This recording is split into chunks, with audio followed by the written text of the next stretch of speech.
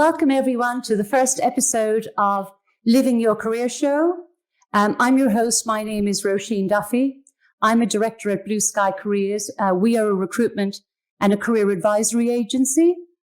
The theme of the show today is whether industry experience is really the be-all and end-all in developing and building your career, because many people think it is.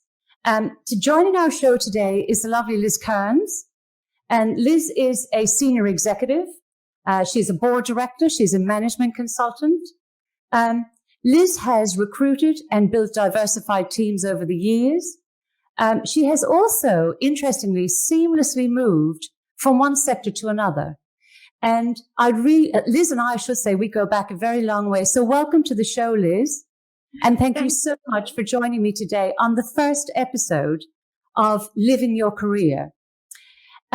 I guess for the benefit of everybody who's listening in, Liz, I've talked about you moving from one sector to another, and most people have the view that if they haven't got the experience, they're not going to apply for the job. Or if they haven't got enough experience, they're not going to apply for the job. Maybe you can tell people a little bit about how you built your career and your career story.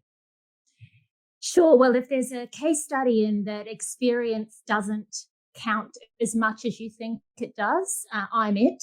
So I started off my career as a radio journalist, morphed into a public relations specialist for a TV research company in London on the back of having media experience. From there, I moved into communications and corporate communications, particularly working across a number of sectors, including tourism and health. From there, I took it into community engagement and corporate relations, brand and reputation. And from there, broadened my career out into strategy and culture as well as that portfolio. And in my most recent executive role, I looked after strategy, quality, risk, work health and safety, people and culture, and corporate and community relations. And now I'm a leadership consultant working particularly with companies who are growing and building great leaders. So I'm willing to put my hand up and say I probably wasn't experienced enough for any of those jobs, but I feel that I brought things to those jobs from different sectors that I would never have been able to gain if I'd stuck at one. I suppose one of the things that we talk about, people say to me, Roisin, I haven't got the industry experience, so they're not going to look at my CV. And I think, you've moved seamlessly from one to another. And as you said, you didn't perhaps always have the experience, but you still managed to make that transition. What knowledge and qualities do you believe you had that made those employers interested in you so that at least you got the interview? Because when you get the interview, at least then you have the opportunity of getting the job. I think it's seeing your role as broader than what's in your role description. And I've never really taken much heed to my role description. I've made every job my own. And I've looked for ways to expand my scope. I'm a natural scope creeper. So if I see a gap and no one in my company is filling it, I tend to jump in if it's of interest to me and I think it's important. But also in pitching to employers, it's being able to talk about those transferable skills, relationship building, being an effective communicator, being able to lead and grow and nurture people. It doesn't matter what industry you're in. You must have come to perhaps crossroads or, turning points. I think sometimes when people are in a niche, their specialization becomes that niche. And so therefore employers in that industry sector tend to pick them up and employ them. But you have gone from A to B to C to D. I mean, very, very wildly different industries. Did you find that because you adopted that strategy, that you came to more crossroads and had more turning points? And if so, how did you overcome that? I've definitely had some turning points. Decisions about what to let go are probably the biggest. So when you're a journalist, you have a certain view of the world. You're all about working with others, interviewing others, telling other people's stories. And where I translated that into, I guess, public relations and corporate communications was, well, that's just telling stories, but telling stories from within and about a company, as opposed to telling stories to the general public from all over. And so that was a turning point for me, leaving journalism. I left at the time that the rise of infotainment came in, and I was really interested in high integrity journalism, and that certainly wasn't what was being employed at the time. So it was a values-based crossroads decision for me. Moving into corporate and community relations and moving into engagement was really a matter of thinking about what's the environment need. And there's so many transferable skills. If you're great at engagement, if you're great at working with people as a communicator, then you can take that across many things. I think another crossroads was putting my hand up to take on things like corporate strategy, a bit around corporate governance. This came from my belief that as a communicator, a professional communicator, your number one job in your organization is to know it better than anyone else.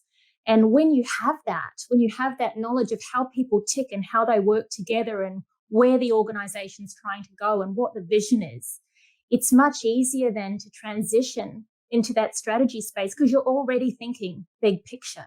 You're already thinking longer than the next 3 months, 6 months, 12 months. You're already thinking in terms of 3, 5, and 10-year horizons. And so those transitions were very important to me because I was expanding my skill set, and I've always seen that as an advantage and a career advantage for me. I'd also be quick to say I get bored easily. So I do tend to expand my portfolio because I become interested in other things.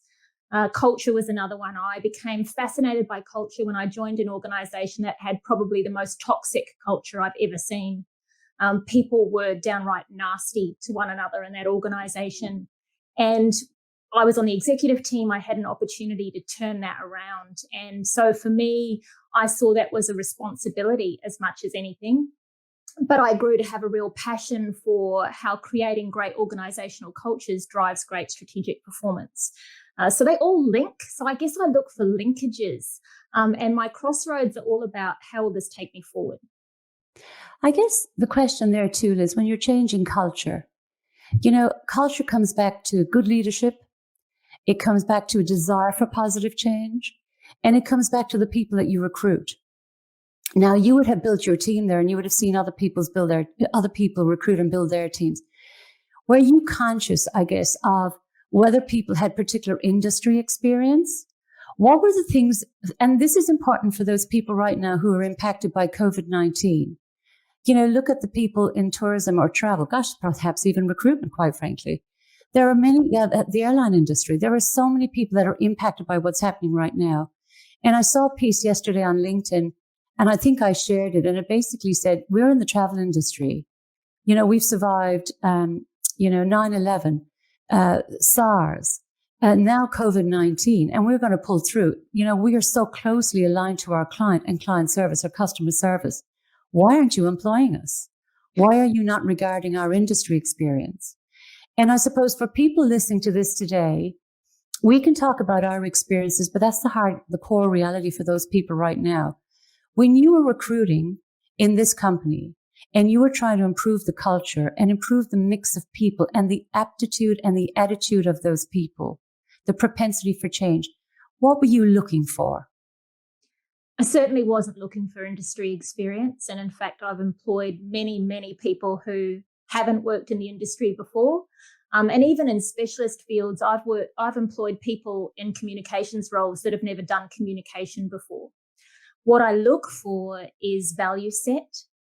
I look for passion and enthusiasm and interest. I think they trump almost anything. I look for people who can, in an interview setting, explain some of the things they've done and have real insight into what worked and what maybe didn't work so well and what they've learned. So people who are lifelong learners, that's what I'm interested in. And I'm looking for people who really want to be part of the organization. And I've had people say, I've got no experience in this sector, Liz, but I'm really interested in it. It really appeals to me. That's worth everything to me. I believe that passion trumps experience every day of the week. I suppose it's interesting because people sometimes in their application letters don't really know how to capture that. And I'm sure that over the years, you've seen a raft of applications that some good, bad, and indifferent. And, you talk about passion. It's very hard to caption passion in an application letter. It's really, but is there certain things that stick out to you and say, she may not have experience? Because this is what happens. People write about themselves, but because they don't know your industry, they don't know how to link themselves to your industry. They don't know how to link themselves in terms of their transferable skills other than to talk about themselves. So when you look at that application letter, when you look at that CV, is there one thing in particular that tells you they've done their homework and they are deeply interested because you haven't met them at this stage? Look, there's definitely things I look for. So I look for people being personal. I hate letters that look like they could have gone to 15 different companies and just have had a word replaced here and there. I look for people who are very real about themselves. And I think the best application letters are very personal. They've ditched the corporate speak. They're actually talking about who you are as an individual and why you want to work for us. Why do you want to work here? Be specific. Do your research. Absolutely. Find out about the company. Find out about the values of the company. Find out about the strategy of the company. Link what you can offer to the strategy and the values of the company. That's what I'm looking for. Your technical skills, that's a given. You're going to need some technical skills, but your interpersonal communication, leadership, diversity and inclusion skills, those are things that transfer across any industry, and every employer should be looking for those right now. You know, Liz, when you started out and as your career has evolved, we talk about how people, I suppose, develop their learning. How do you prioritize your learning? You've gone across different industries and not having industry experience from A to B didn't matter. But something in there in your learning and development did count. And I suppose if you could just explain how you have prioritized, like some people at the moment are saying, I'm going to do vocational courses so that I can retrain in essential services. Other people are thinking about doing MBAs or masters or even degrees if they haven't done degrees or whatever courses. But, you're somebody who's evolving in your career all the time, even now. How did you prioritize your learning and your development so that that stood out on your application? First up, I don't think I always did it that well, and I think I've got better at it as I've got older. I now realize that I need to invest in myself. And so that means that even if I can't do something with my company, I can actually look into it and do it myself if that's of interest to me. So this year, for example, I've done a program through Cornell University in the States on strategic HR leadership because I was interested in that.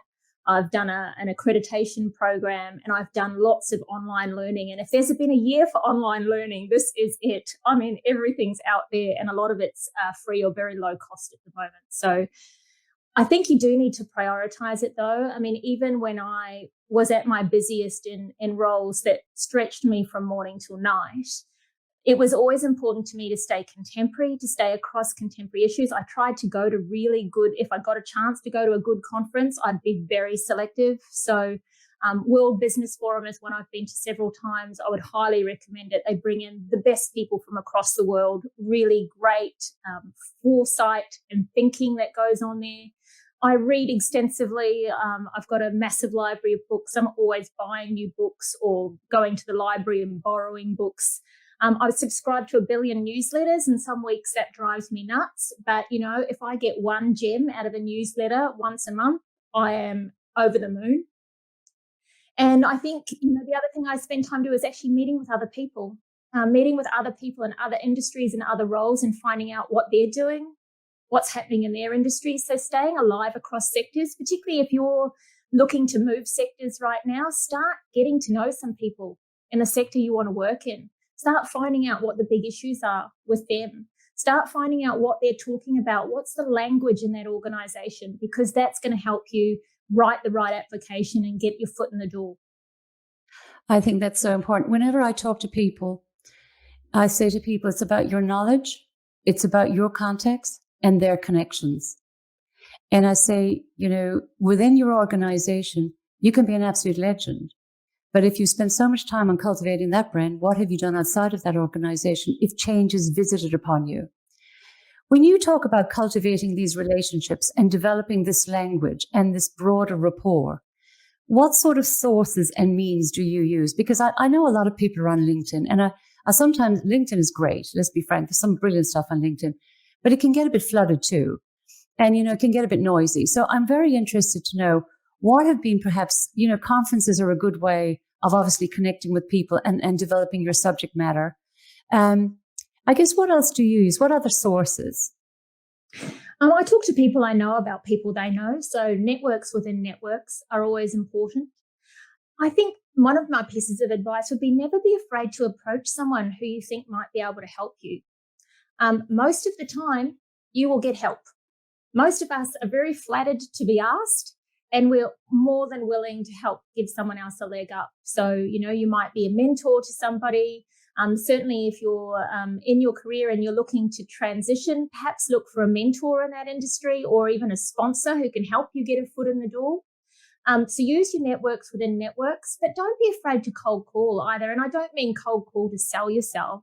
I mean to say, reach out on LinkedIn and say, hey, look, I'm really interested in your sector and industry. I've heard that you're great at what you do. Would you have even 10 minutes for a phone call to give me some advice? Most people are very happy to help. It's most of us are scared to put our hands up. That's the problem. We're frightened. Honestly, it will come to you. It's quite interesting. I think when people are asking for help too, I think your thoughts on mutuality. I mean, I'm in the recruitment industry and I get so many people, and we obviously run a career advisory side of the business as well. And the number of people that will send me applications and say, Roisin, I'd love you to review this application. Roisin, can you give me your thoughts? Roisin, what do you think? What improvements can I make? In reality, my time is extremely limited, and I have to employ my time to put people into work and to help them to develop their careers. And I'm just interested, I guess, in terms of how, when you're building those relationships as a potential mentor or somebody asking you to be a mentor, how do you decide whether you want to mentor them or not? And if you feel there's a spirit of mutuality there? I do think it comes down to connection, but it also comes down to me to, can I really help? Am I the best person? And I've certainly referred people who've approached me onto people I think would be a better fit. And so that's another thing, is someone on the other side, if someone asks you for help and you can't, feel free to refer them to somebody else and help them make a connection. That's the least you can do in terms of being kind and passing it on and paying it forward. I think the other thing about that mutuality is, please don't take people who do things for a living, like you, Roisin. This is your business. Don't take that for granted.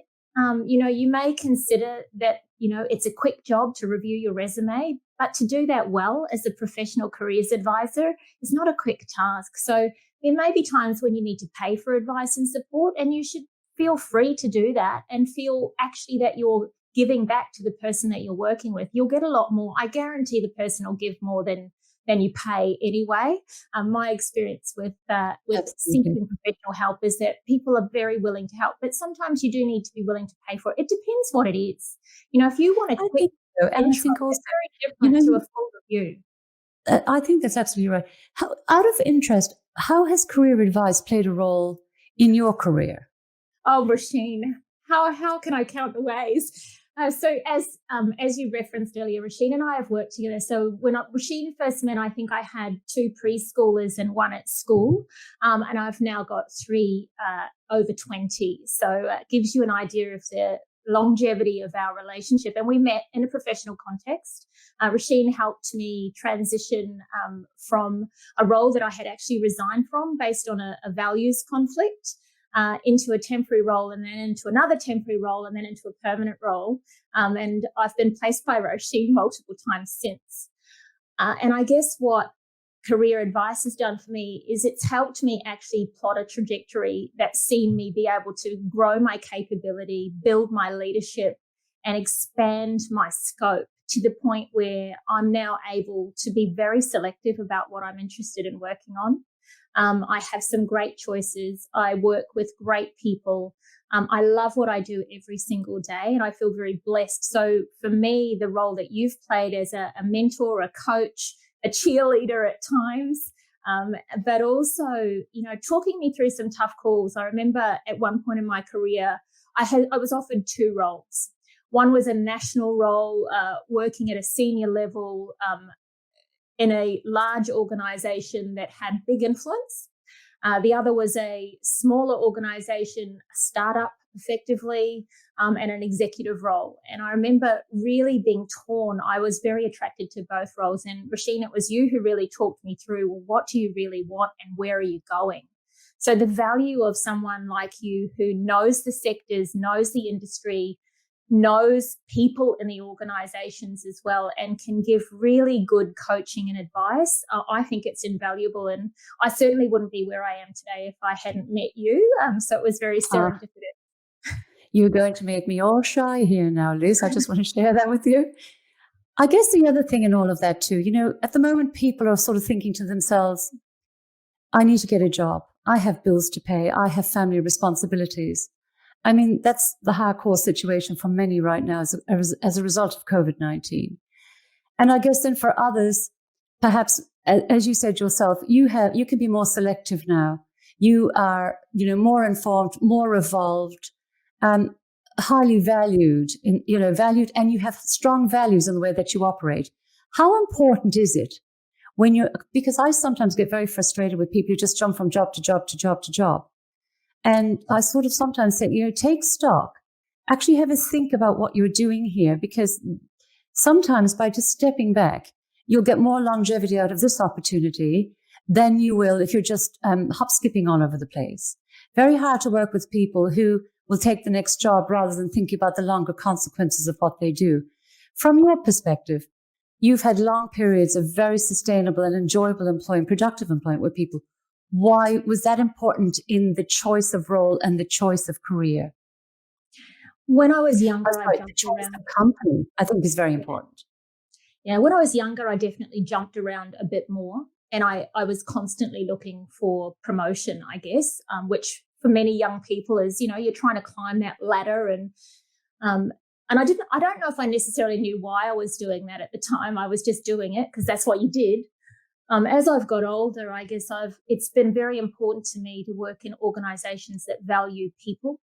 And I am committed to working for organizations that give something back to the community. So in every job I don't look at sectors that I don't feel are right for me. So I am selective in that way. Why I think that's important and why putting some time in is important, I've certainly taken steps back. So in my last role, I started at a level 4 in the organisation and ended up in the executive team. And I'd taken a step from an executive role back to a level 4 role because strategically I could see that would be a good move for me in the long term. And I trusted in the fact that I have strengths and that would be recognised and that opportunities might arise. And so in the 6.5 nearly years that I was there, I had 3 different roles at 3 different levels, ultimately working in the executive team. So I think you shouldn't be afraid to take lateral or even slightly backward steps if it's going to take you forward. But to your point, be purposeful. Think about what you really want, what stage in your life and career you're at. Think about what really matters to you and then make your choice. And if it's a toss-up between a job and a company whose values don't align, but's at a higher level or pays more, and a job in a company where you feel really passionate and your values are in alignment, but it pays less or the prestige is less, go the one with less prestige every time. Go the values fit. You won't regret it in the long term. So spot on. So we'll be wrapping up in about 5, Liz. And I just want to come back to, again, we talked about, before the show, we were talking about how some people think people are afraid of change. Or I suppose, I guess the question are people so hardwired that they can't change? And if you say to somebody, you really do need to diversify, you really do need to regroup, it's time to step back. Do you think that people are capable of making that adjustment? Right now, people are in a situation where they need work. People are in a situation where they're stuck in a job because of COVID-19. And we in Australia are very prone to movement. I guess, what are your thoughts? And if you have that, if people are hardwired and say, I've got to stay here, I'm afraid of change. Or I'm afraid of putting my application in because I don't have that industry experience.